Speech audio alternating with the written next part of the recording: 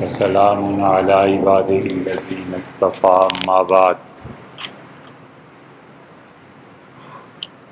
اللہ تعالیٰ نے انسانی جسم میں ایک چیز پیدا فرمائی ہے جس کو ہم اور آپ دل سے تعبیر کرتے ہیں۔ پھر اللہ نے انسان میں روح کو پیدا فرمایا ہے، شعور کو پیدا فرمایا ہے، اور 3 یا 5 قسم کے نفوس پیدا فرمائے۔ نفس امارہ ہے، اور پھر نفس لوامہ ہے، اور پھر نفس مطمئنہ ہے،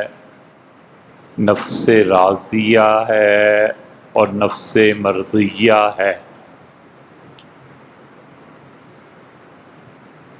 اور دنیا سے لے کے جنت میں پہنچنے تک، اور پھر جنت میں بھی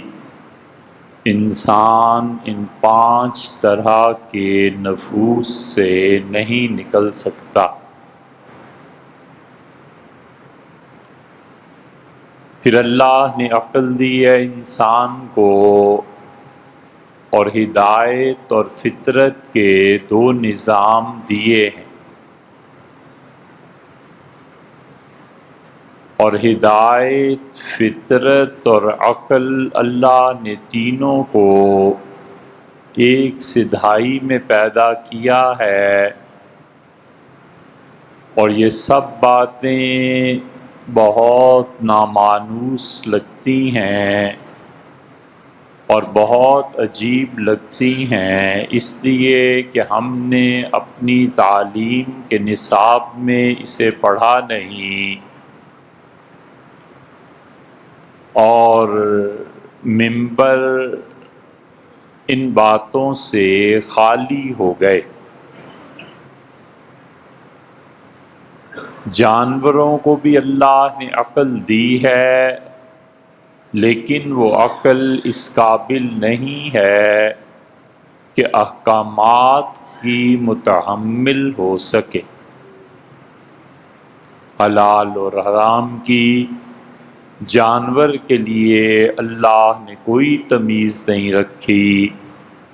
اور اسی طرح علی ھذا القیاس جتنی بھی وہ مخلوق خدا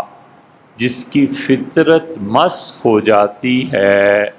وہ حلت اور حرمت کے قوانین کو خود اپنے لیے توڑ لیتے ہیں۔ اور فطرت کے قوانین کو توڑتے ہوئے جو بہت سی چیزیں انسان کو درکار ہوتی ہیں، ان میں سے ایک چیز شرم اور حیا ہے۔ کسی انسان پہ شرم کا غلبہ ہو،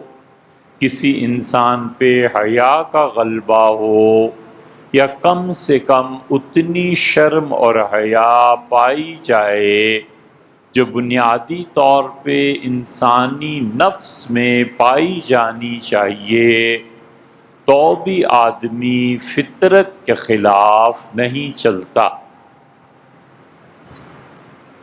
آپ ڈاکٹر کے پاس جاتے ہیں اور ڈاکٹر کہتا ہے، ہر ڈاکٹر کہتا ہے کہ یہ مرض اس وجہ سے ہے کہ نمک کی کمی ہو گئی، یہ مرض اس وجہ سے ہے کہ نمک آپ پکا ہوا نہیں کھاتے، چھڑک کے کھاتے ہیں تو چھڑکنا چھوڑ، شوگر ہو گئی اور اضافہ ہو گیا چینی کا، ان میٹھی اشیاء کا۔ بالکل اسی طرح اللہ نے روح میں ایک بیلنس رکھا ہے،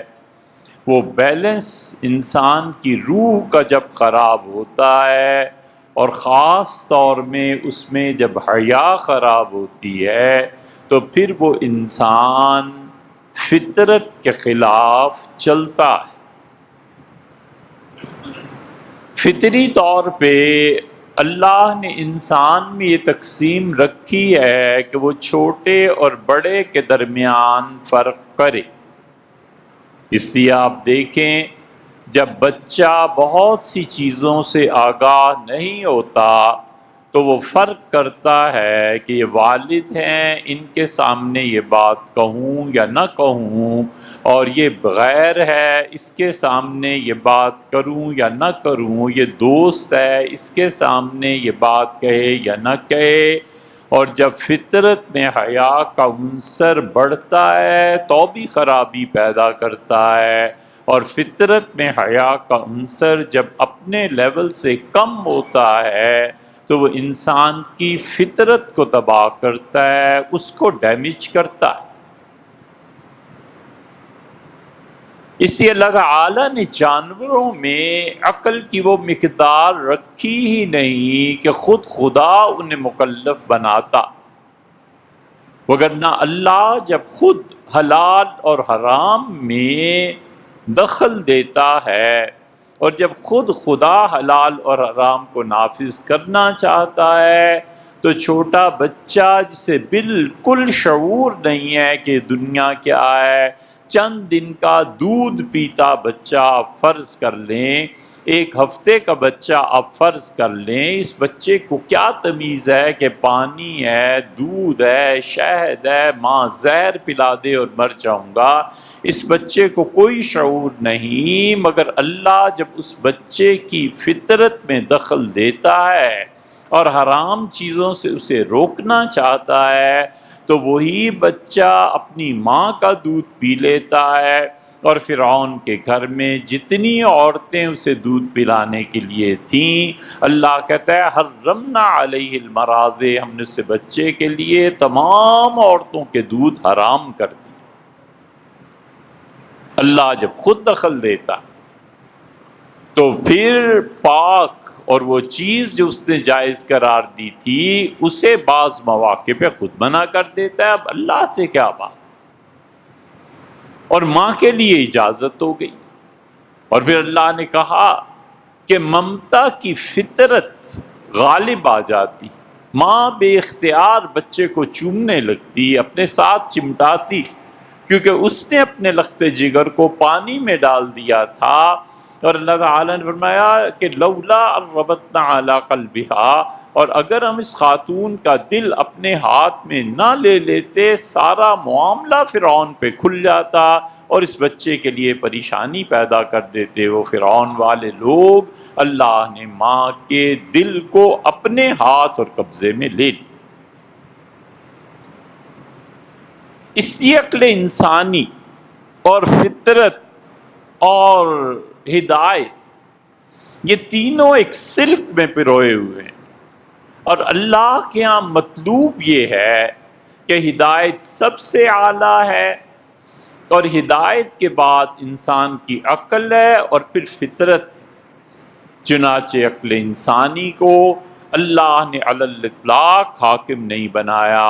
یہ جو ہمارے زمانے میں وبا پھیلی ہوئی ہے اور بہت سے لوگ اگر وہ معاش کے بحث مباحثے سے فارغ ہو گئے ہیں،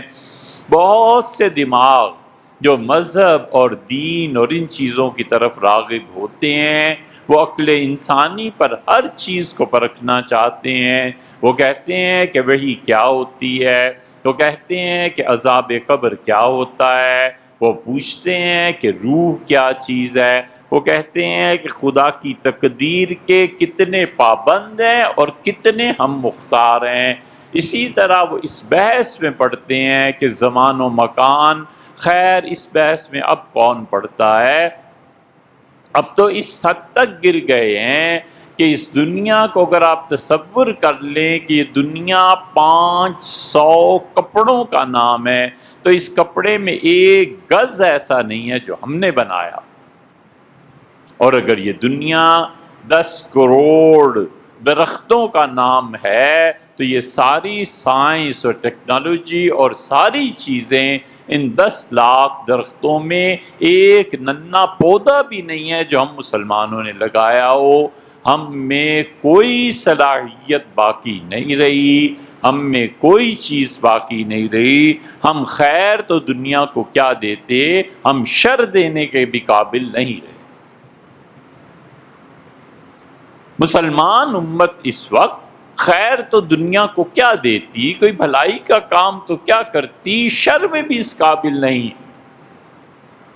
اب شر کی جتنی چیزیں، اس میڈیا کو دیکھیں، کہاں وہ میڈیا جو یورپ کا ہے اور کہاں وہ میڈیا جو مسلمانوں کا ہے، کہاں وہ فلم جو وہ تیار کرتے ہیں، کہاں وہ فلم جو یہ تیار کرتے ہیں۔ وہ ایک فلم میں چوری دکھاتے ہیں اور ڈاکہ زنی دکھاتے ہیں، اور وہ فلم اگر ہمارے یہاں بنے، ہم شر کو بنانے کے بھی قابل نہیں ہیں، خیر تو پھر کوئی اچھی چیز ہوتی ہے۔ اتنی ذلت میں اور اتنی غیر منافع بخش قوم، اور یہ خواب دیکھ رہے ہیں کہ لیا جائے گا تجھ سے کام دنیا میں امامت کا، سبحان اللہ۔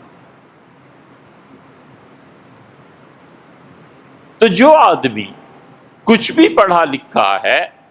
اس کے ذہن میں یہ سوالات پیدا ہوتے ہیں کہ روح انسانی کیا ہے، تقدیر کیا ہے، جبر کتنا ہے، اختیار کتنا ہے، نظام کیا ہے۔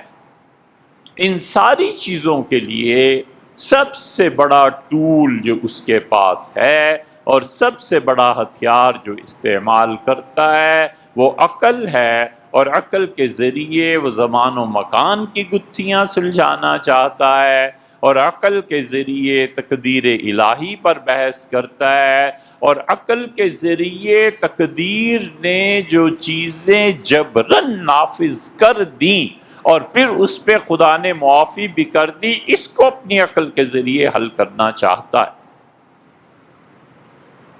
اللہ کی تقدیر میں یہ تھا، اللہ نے طے کر دیا تھا کہ وہ درہ چھوڑیں،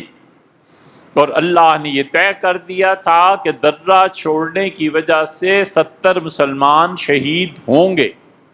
اور اللہ نے یہ بھی طے فرما دیا تھا کہ محمد صلی اللہ علیہ وسلم جو اللہ کے رسول ہیں، لوگوں کو بتایا جائے کہ فَإِن مَاتَ أَوْ قُتِّلَ، اگر یہ شہید ہو جائیں یا وفات پا جائیں تو کیا تم خدا کے دین کو چھوڑ کر پرانے دین پر چلے جاؤ گے؟ وَمَن يَنقَلِبْ عَلَىٰ عَقِبَیْہِ، اور جو شخص بھی اس پرانے دین کی طرف رجوع کرے گا، اللہ کو ایسے لوگوں کی کوئی پرواہ نہیں ہے، وہ یقیناً خسارے میں چلا جائے۔ اللہ نے یہ تقدیر میں طے کیا تھا، خدا کا یہ فیصلہ،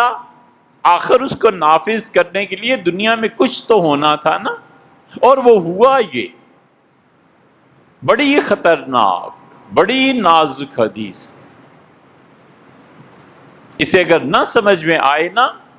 تو اس پہ عمل نہ کر لینا، اپنی جگہ پہ رہنا، لیکن ممکن ہے کچھ لوگوں کو سمجھ آئے جو اب ہم عرض کرنے لگے ہیں بعد میں۔ بہت نازک حدیث ہے حضور اقدس صلی اللہ علیہ وسلم کی، خدا نے اپنی تقدیر کے نفاذ کے لیے کچھ تو کرنا تھا نا۔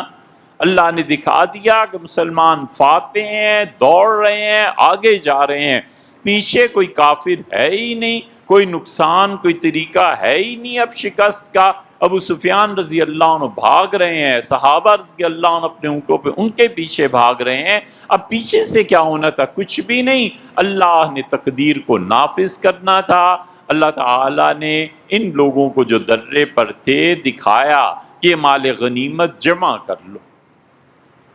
چیزوں کے جمع کرنے میں اور لوٹنے میں بڑا فرق ہے کہ یہ چیزیں جمع کر لو اور رسول اللہ صلی اللہ علیہ وسلم تک پہنچا دو، کام تو آخر کرنا ہی ہے، پھر مال غنیمت تقسیم ہو جائے گا، اور خدا کی تقدیر نافذ ہوئی، یہ درہ چھوڑ کر آگے بڑھے اور پیچھے سے حملہ ہوا، اور جو کچھ ہونا تھا ہوا۔ اللہ نے اپنی تقدیر کے اس نفاذ کے بعد فرمایا اف اللہ عنہم، ہم نے سب کو معاف کر دیا۔ جس کو اللہ معاف کر دے ہم پھر بھی اس کی تحقیق میں پڑے رہیں، وجہ اس کی یہ ہے کہ عقل انسانی اس کا مقام ہم نے نہیں جانا ہو۔ اسی لیے وہ جو بڑی نازک چیز ہے نا، جس کو سمجھنے کے لیے اگر وہ 1 من کی ہے تو 10 من اس کے لیے ہدایت چاہیے، عقل نہیں ہدایت اس کے لیے 10 من چاہیے۔ نبی کریم صلی اللہ علیہ وسلم سے کسی نے پوچھا تھا کہ اللہ کے رسول کوئی آدمی زنا میں مبتلا ہو جائے، آپ نے فرمایا تم میں سے جس کی تقدیر میں جتنا اللہ نے لکھ دیا ہے نا، مالا بد منو، وہ کبھی بھی اس سے بچ نہیں سکتا، جتنا اس کے لیے طے ہے وہ دنیا میں کر کے رہے۔ اللہ کے عفو کو نافذ ہونا ہے، اللہ کی معافی کو نافذ ہونا ہے، اور اس راہ میں جو اس نے کرتوت کیے ہیں وہ ہونے ہیں۔ یہ خدا کی تقدیر ہے۔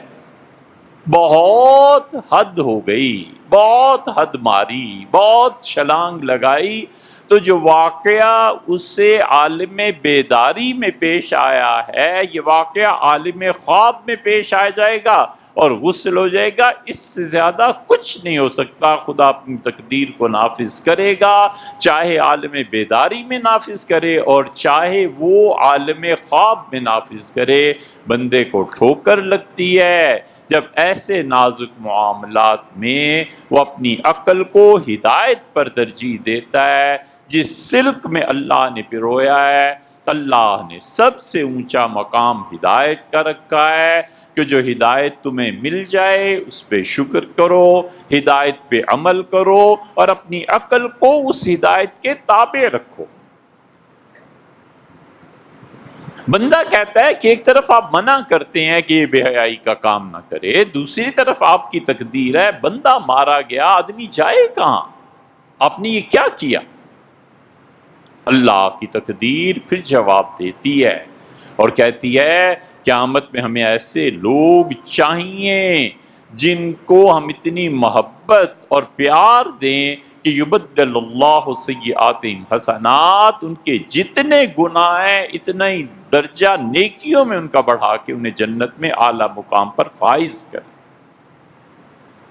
اس لیے گناہ ہر آدمی کو بچنا چاہیے، مگر بعض اللہ کے بندے ایسے ہوتے ہیں جن کے گناہ ان کی نیکیوں کے لیے گندے گناہ کھاد کا کام دیتے ہیں۔ کھاد کیسی گوبر اور گندی ہوتی ہے، ان کی نیکیوں کو بڑھنے کے لیے کھاد چاہیے ہوتی ہے اور گناہوں کی صورت میں سامنے آتی ہے۔ آدمی اعتراض کرتا رہ جاتا ہے اور اسے پتہ نہیں ہے کہ اس کھاد سے اس کی نیکیوں کی فصل میں کتنا پھل پڑے گا۔ اس بات کو سوچنا چاہیے۔